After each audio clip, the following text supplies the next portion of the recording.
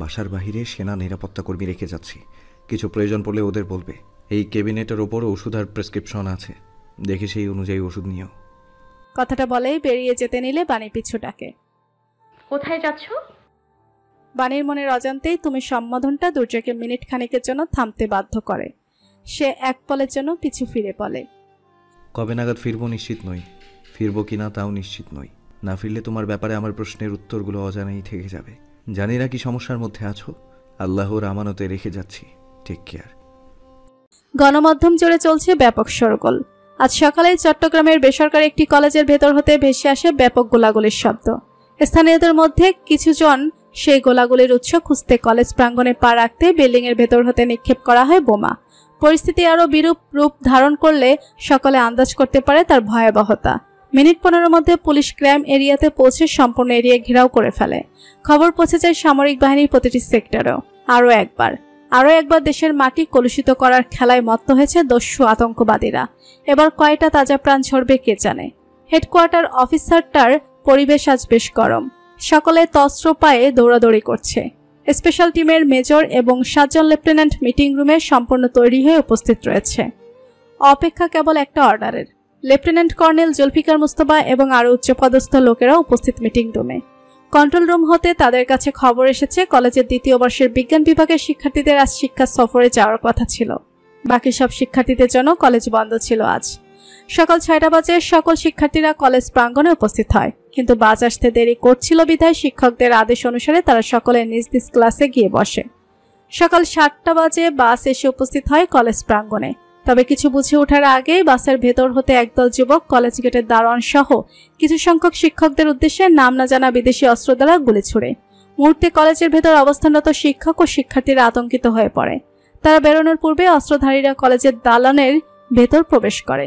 অস্ত্রধারী যুবকদের একদল দ্রুত চলে যায় শিক্ষক ও শিক্ষার্থীদের জিম্মি করার উদ্দেশ্যে এবং বাকি একদল দালানের সকল প্রবেশদ্বার রুদ্ধ করে দিতে মনোনিবেশ করে। খবরটুকু শুনতেই জুলফিকারের বুক মোচড় দিয়ে ওঠে। এই কলেজেরই 2য় বর্ষের বিজ্ঞান বিভাগের নিশা অধ্যয়নরত। নিশা যদি এখন হসপিটালাইজ না থাকতো তাহলে আজ ওই জিম্মি শিক্ষার্থীদের একজন তার মেয়েও হতে পারত। ভাবনাটা মনে উকি দিতেই জুলফিকার দাঁত চিবিয়ে বলে ওঠে, জানোয়ারের বাচ্চারা এবার শিক্ষার্থীদের টার্গেট করেছে। সাইফ রাগচাটা স্বভাবের। এই পরিস্থিতিতে তার রাগ আরো তুঙ্গে। সে তুখুর গলায় বলে ওঠে, স্যার আপনি অর্ডার দিন, শুধু আমরা স্পেশাল টিম কেবল আপনার অর্ডারের অপেক্ষায় রয়েছি। ওদের নিশ্চিহ্ন করে দিব আমরা দেশের মাটি থেকে। কর্নেল জুবায়ের শিকদার ঠান্ডা গলায় বলে ওঠে, তোমাদের প্রতি বিশ্বাস আছে আমাদের, তবে কিছু জিনিস মাথায় রাখতে হবে। আগে সেখানে পৌঁছে পরিস্থিতি বুঝবে, পরিস্থিতি না বুঝে এবং অর্ডার ব্যতীত কোনো পদক্ষেপ নেবে না। আর সবথেকে গুরুত্বপূর্ণ বিষয় হলো আতঙ্কবাদীদের মৃত নই, জীবিত চাই আমরা। ওরা মরে গেলে ওদের সঙ্গ সম্পর্কে কিছু জানার সুযোগ হাতছাড়া হয়ে যাবে আমাদের। যতক্ষণ না পরিস্থিতি খুব বিগড়ে যাবে ততক্ষণ ফায়ার করবে না। প্রতিটা জিম্মি এই বাংলার তরুণ প্রাণ, ওদের জীবন অনেক মূল্যবান, বিষয়টা মাথায় রাখবে। দুর্জয় পাথরের মূর্তির ন্যায় স্থির দাঁড়িয়ে থেকে জবাব দেয়, রজার দ্যাট স্যার। দুর্জয় যাওয়ার পর থেকে বানের ঠায় বিছানায় ঘাপটি মেরে বসে আছে। হৃৎপিণ্ড প্রবল গতিতে লাফাচ্ছে। মেয়েটাকে নিয়ে বড্ড চিন্তা হচ্ছে তার। বন্নি নিশ্চয়ই তার মাম্মার পথ চেয়ে আছে। নাস্তাটাও মুখে তুলেছে কিনা কে জানে।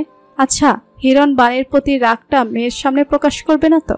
বন্নিকে ঘিরে নানা রকম দুশ্চিন্তায় বানের মন ছটফট করছে। মুক্তির প্রশান্তিটাও তার কাছে তেতো ঠেকছে। বানি বিড়বিড়িয়ে বলে ওঠে, মাম্মা তোমাকে ভুলে যায়নি মা। ওই আজাব থেকে আমাদের একসঙ্গে পালানো সম্ভব ছিল না। মাম্মা তোমাকে প্রমিস করছি যত দ্রুত সম্ভব তোমাকে ওখান থেকে নিয়ে আসবো। আমার বুকে লুকিয়ে রাখবো তোমাকে। বানির কথা শেষ হতে না হতেই কলিং বেলটা শব্দ তুলে বেজে ওঠে। বানি ভূতে হয়। এই মুহূর্তে কি এলো? দুর্জয় না চলে গিয়েছে? সে ছাড়া আর কে আসতে পারে? হিরণ নয় তো? ভয়ে চেকে ধরে বানিকে। দুর্বল শরীর টেনে সে ধীর পায়ে বিছানা ছেড়ে নামে। বিড়াল ছানার মতো কদম ফেলে বেরিয়ে আসে বেডরুম হতে। চারিদিকটা পরখ করতে করতে কলিং বেলের শব্দ অনুসরণ করে সে মেইন দরজার কাছে পৌঁছে যায়। দরজার মধ্যখানে একটা পিপ হোল দিয়ে বাইরে তাকাতেই সে দেখতে পায় ক্লিন শেপ করা চিকন দেখতে একটা আগন্তুক ছেলে দাঁড়িয়ে আছে দরজার অপর প্রান্তে। বানি কাপা কাপা স্বরে প্রশ্ন করে, কে? অপর প্রান্ত হতে স্পষ্ট এবং পরিষ্কার গলায় সেই যুবক উত্তর দেয়, ম্যাডাম, আমি সেকেন্ড লেফটেন্যান্ট ইলিয়াস কাঞ্চন বলছি। আমি আপনার নিরাপত্তার দায়িত্বে আছি। দুর্জয় স্যারের অর্ডার অনুযায়ী আমি আপনার জন্য নাস্তা নিয়ে এসেছি। দুর্জয়ের নাম শুনে মৃদু ভরসা খুঁজে পেলেও রানী রিস্ক নেয় না। সে আশেপাশে খুঁজে ব্যস্ত পায়ে রান্নাঘরের দিকে এগোয়। রান্নাঘর হতে একটা ছুরি হাতে বেরিয়ে এসে দরজার কাছে এগোয় সে। মনে মনে দোয়া পড়তে পড়তে দরজাটা সামান্য খুলে বাইরের দিকে উকিয়ে দেয় সে। সাথে সাথে দরজার বাইরে দাঁড়িয়ে থাকা ছেলেটা তার দিকে একটা পলিথিনের প্যাকেট এগিয়ে দিয়ে বলে, ম্যাডাম, নাস্তা করে ওষুধ খেয়ে নেবেন। আর স্যার বলেছেন আপনি যে রুমে আছেন সেই রুমের কাবার্ডে ওনার মায়ের কিছু জামা আছে, আপনার অসুবিধা না হলে বলেছে সেগুলো আপনি ইউজ করতে পারেন। কাটকাট গলায় বলা ছেলেটার কথা শুনে বানি অবাক হয়। ধীর গলায় বলে, আচ্ছা। দরজা লক করে ভেতরে এসে টেবিলের উপর পলিথিনটা রাখে বানি। পলিথিনের ভেতর হতে বেরিয়ে আসে একটা পাউরুটির প্যাকেট, একটা নিউটেলা জার, একটা জ্যামের জার এবং 1 ডজন কলা ও আপেল। বানি থম মেরে একটা চেয়ার টেনে বসে রয়।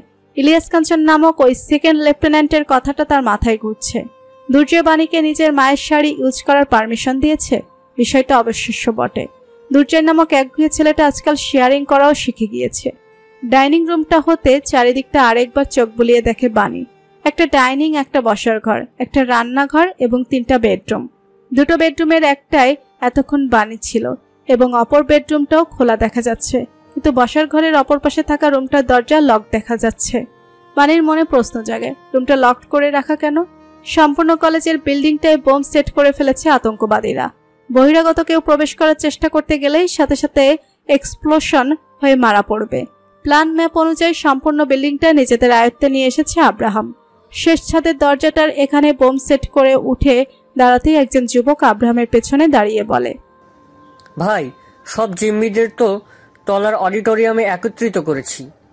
আব্রাহাম উঠে দাঁড়িয়ে হাত ছেড়ে বলে, পুরো বিল্ডিং তালাশ করেছিস? আর কি অবশিষ্ট নেই তো? না ভাই। আব্রাহাম বলে, চল তাহলে স্টুডেন্টসদের ক্লাস নেওয়া যাক তাহলে। আব্রাহামের কথার পিঠে হাসি ফুটে ওঠে সেই যুবকের মুখে। অডিটোরিয়াম জুড়ে প্রায় 50-এর উপর আতঙ্কিত মুখ বসে আছে ফ্লোরে। সকলেই তাকিয়ে আছে মাস্ক পরিহিত অস্ত্রধারী যুবকদের পানে। কেউ জানে না কি এদের উদ্দেশ্য। সাধারণ শিক্ষার্থীদের জিম্মি করে এরা কি বা হাসিল করতে পারবে? জিম্মিদের মধ্যে রয়েছে কেবল একজন মহিলা শিক্ষক। তিনি ভয় মিশ্রিত সুরে একজন আতঙ্কবাদীর উদ্দেশ্যে প্রশ্ন ছুড়ে, আমাদের বন্দি করেছেন কেন? শিক্ষিকা সে প্রশ্নের পিঠে আতঙ্কবাদীরা বিশ্রী ভঙ্গিতে হাসে। ঠিক সেই মুহূর্তে দরজা হয়ে বিশাল অডিটোরিয়াম প্রবেশ করে মাস্ক, কালো টি শার্ট, প্যান্ট এবং লেদারের জ্যাকেট পরিহিত এক যুবক। তার পিছু পিছু আরো 2জন যুবকও অডিটোরিয়ামে প্রবেশ করে। সকল জিম্মিদের দৃষ্টি স্থির হয় দরজার দিকে। আব্রাহাম বিশাল রাইফেলটা পাশের এক যুবকের হাতে ধরিয়ে দিয়ে নিজের কালো প্যান্টের পেছন হতে একটা পিস্তল বের করে। পিস্তল বের করতে দেখে এক মুহূর্তের জন্য সকল জিম্মিরা ভয়ে চিৎকার করে ওঠে, কিন্তু মাস্ক পরিহিত সেই তীক্ষ্ণ দৃষ্টির যুবকটা তাদের দিকে তাকাতেই তাদের গলার স্বর হারিয়ে যায়। আব্রাহাম মাঝামাঝি অবস্থিত একটা চেয়ারে পায়ের উপর পা তুলে বসে গম্ভীর স্বরে শুধায়, গুড মর্নিং স্টুডেন্টস। তার চোখের অচেনা সেই দৃষ্টি এবং রাজভারী গলার স্বর শুনে জিম্মিদের মধ্যে হতে একজন কিশোরী বিস্ময় মিশ্রিত সুরে উচ্চারণ করে, আব্রাহাম। পিনপতন নীরবতাপূর্ণ রূপে সেই ক্ষীণ আওয়া বেশ স্পষ্ট শোনা যায়। আব্রাহামের দৃষ্টি গিয়ে ঠেকে জিম্মিদের মধ্যে কলেজ ইউনিফর্ম এবং তার উপর একটা জ্যাকেট পরে থাকা রমণীর দিকে। দৃষ্টি মিলন হতেই রমণীর বুকে যেন কেউ ছুরি চালায়। সে কোনো কিছুর পরোয়া না করে উঠে দাঁড়ায়। সাথে সাথে আব্রাহাম ব্যতীত উপস্থিত সকল আতঙ্কবাদীরা তার দিকে রাইফেল তাক করে ধরে। রমণীর সহপাঠীরা ফিসফিসিয়ে তাকে বলতে থাকে বসে পড়ার জন্য, কিন্তু রমণীর কানে পৌঁছায় না কোনো সতর্ক বার্তা। সে অবিশ্বাস্য দৃষ্টি মেলে এগিয়ে যায় আব্রাহামের দিকে। আব্রাহাম পায়ের উপর রাখা পাটা নামায়, সোজা হয়ে বসে সে। রমণী ঠিক তার সামনে এসে হাঁটু গেড়ে বসে পড়ে। অবিশ্বাস্য চোখ জোড়া জলে টইটুম্বুর হয়ে রয়েছে। চরম দুঃসাহসিকতা দেখিয়ে রমণী হাত বাড়িয়ে একটানে আব্রাহামের মুখের মাস্কটা খুলে ফেলে। সম্পূর্ণ মুখশ্রী উন্মোচিত হতে রমণীর জলে টইটুম্বুর চোখ জোড়া হতে অশ্রু গড়িয়ে পড়ে। চেনা মুখটার সঙ্গে এই পরিস্থিতিতে সাক্ষাৎ হওয়ায় রমণীর বুকের পাঁজরে যেন টান পড়ল। রমণীর বিস্ময় ভরা ছলছল দৃষ্টি সে মুখপানে চেয়ে বলে ওঠে, এটা ছিল তোমার সারপ্রাইজ। আব্রাহাম হাতের পিস্তলটা সুকৌশলে ধরে তার নলটা রমণীর থুতনির নিচ দিয়ে ধরে।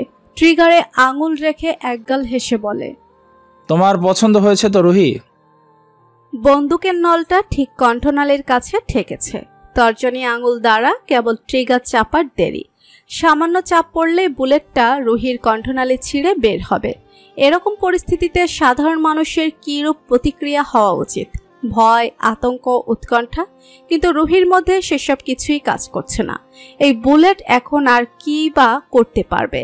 তার বিশ্বাস তো ভেঙে গুড়িয়েই দিয়েছে এই পরিচিত মুখোশধারী ভিন্ন পুরুষটা।